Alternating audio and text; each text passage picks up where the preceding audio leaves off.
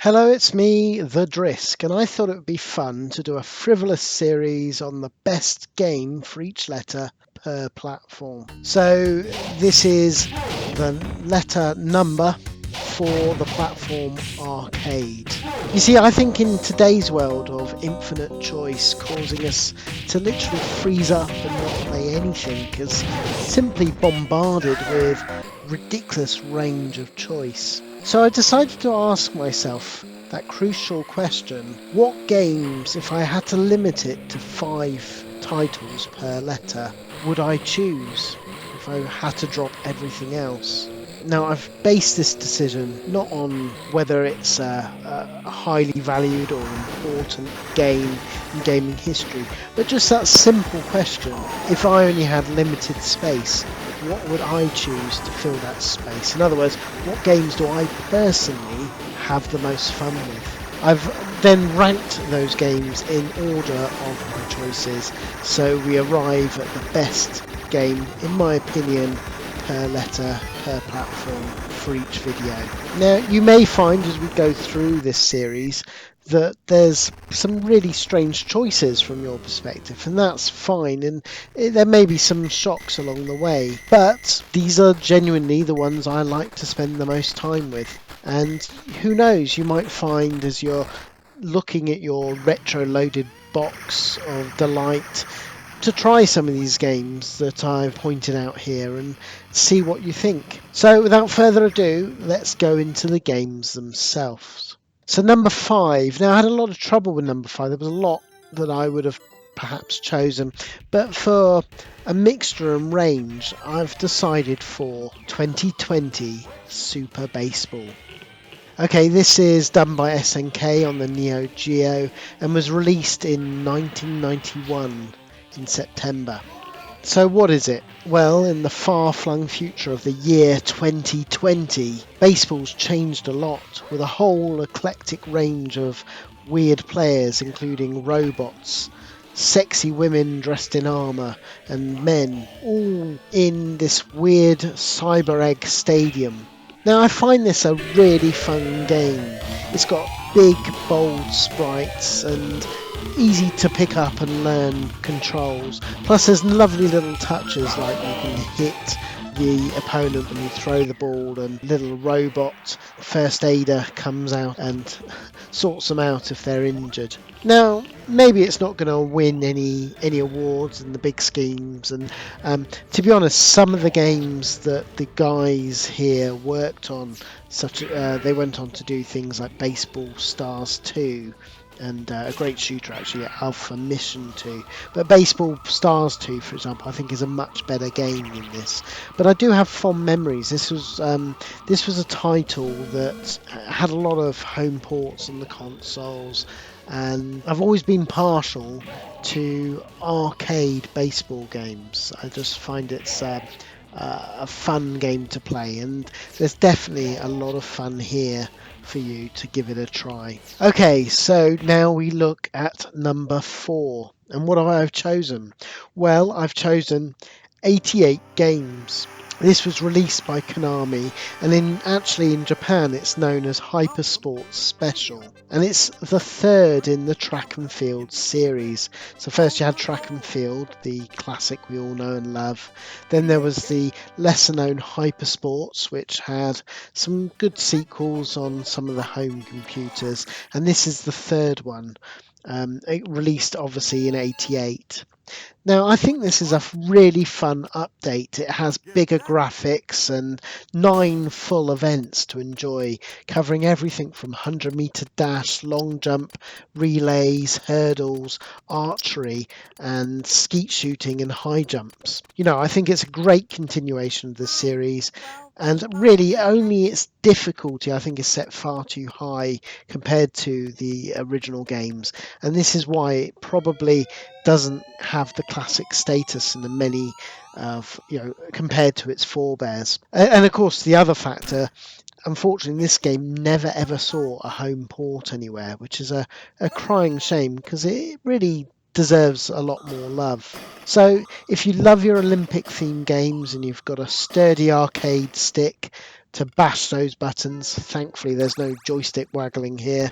There's really a lot to enjoy. So give it a go, particularly with some mates and some beer. Okay, we come to number 3. So what have I chosen? Well, I've chosen the Capcom Classic 1944, The Loop Master. Now, this was released in 2000 and was the 5th and last arcade game in the 1942 series. Maybe the 6th game if you include the spin-off of Kai, 1943 Kai. And the only other game that came out later in the series was the XBLA and PSN exclusive port of 1942 Joint Strike. Now, this was actually made by not Capcom themselves. By the year 2000, they were offshoring their games to be developed by other teams. And it's actually done by the brilliant shooter developer Eighting and Raising. It's another Japanese developer, and it's actually ex-Toplin employees. These were the people that were behind classics like Battle Gariga, Armed Police Batrider, and Dimahu. Real arcade shooting classics, and it's great to see them have a crack at such an important shooting series such as this. And what we have here is 15 levels of shooting mayhem, all set to a really thumping, rocking soundtrack. It also has great mechanics. There's a charge up bar where you can hold the fire button, and if it hits full charge you get temporary indestructibility. There's also thankfully a health bar on this, so you can take a few hits before you finally die. Overall, I think it's a great update, and to be honest, on a different day I probably would have put this maybe a slot higher. I sort of my number 3 and number 2 slots, I probably would go between them. As you can probably tell, I'm a huge fan of this game, and it's a real shame that no home ports exist of it, and Capcom have never ever released it in any one of their retro packs that I'm aware of. Still, it runs great on main, and if you're lucky enough to see it out in the wild, definitely give this game a go. Okay, so number 2, we have, maybe controversial, but 19XX, The War Against Destiny. Now, this was released in 1996 by Capcom, and it's the 4th in the 1942 series. What you have here is 6 missions, with the last 2 being in 2 parts. The game steps away for the first time from the World War II setting, and it goes for a weird, more futuristic setting with varied levels for you to enjoy. This is another game in the series that it's a crying shame that there was no home ports of this. It never ever makes it to any of the retro Capcom classic collections. But this is a fun shooter and well worth tracking down, done by such luminaries as Toichiro Ikeda, who went on to do Devil May Cry games, and being a planner on the Legend of Zelda and Oracle and Season games that came out on the Game Boy Color. Sort of some of my favourite in the Zelda series, actually. Yeah, overall I think there's so much to love with this. It's a great addition to the series. It's got amazing power-ups, great bosses, there's nice variety to the levels. The only thing I'd probably say that's a slight downer, which is where I think a lot of people do prefer games like 1941 and 1945, is it has a very somber colour palette, and I think that puts a lot of people off. But shooting pattern-wise, I think it's a great fun, and a lot of fun to be had here. Okay, we come to our number 1 game. Now, this is probably going to be quite controversial for some, but I've chosen 1943 Kai, Midway Kaisen. Now, to our watchers, you're probably screaming out 1942, how can I have a top 5 list where I've not mentioned 1942? And I get it.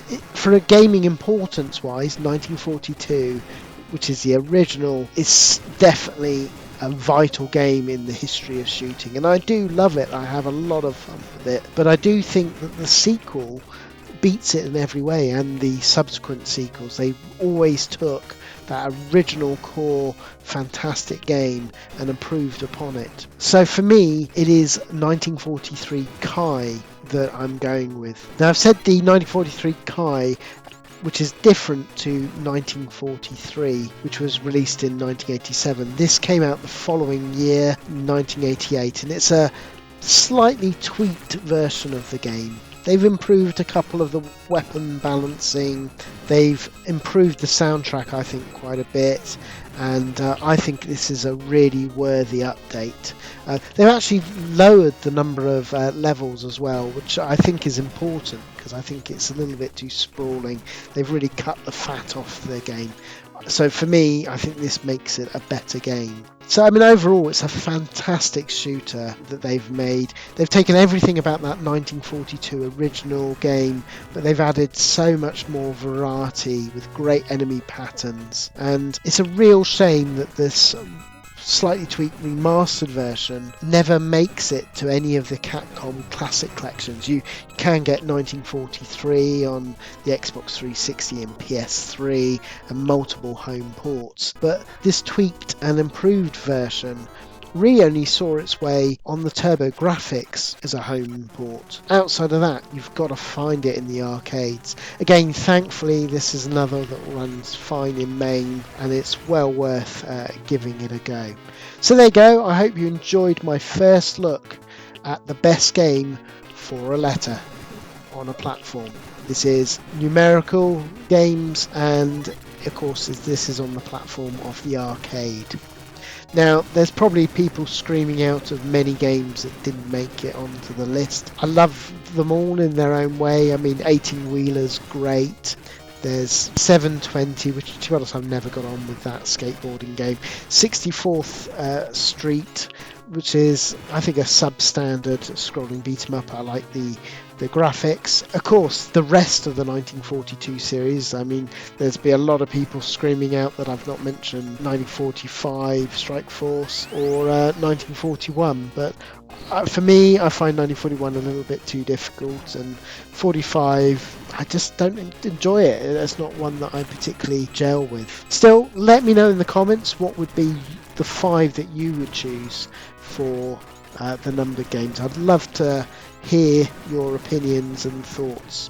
Just keep it friendly. So hope you've enjoyed the video, and come and join me and my fellow hosts on our podcast. We have a free podcast called RGDS, the Retro Gaming Discussion Show, and we have a lot of fun discussing a whole variety of topics, and I think it makes a great listen. So until next time, keep it retro.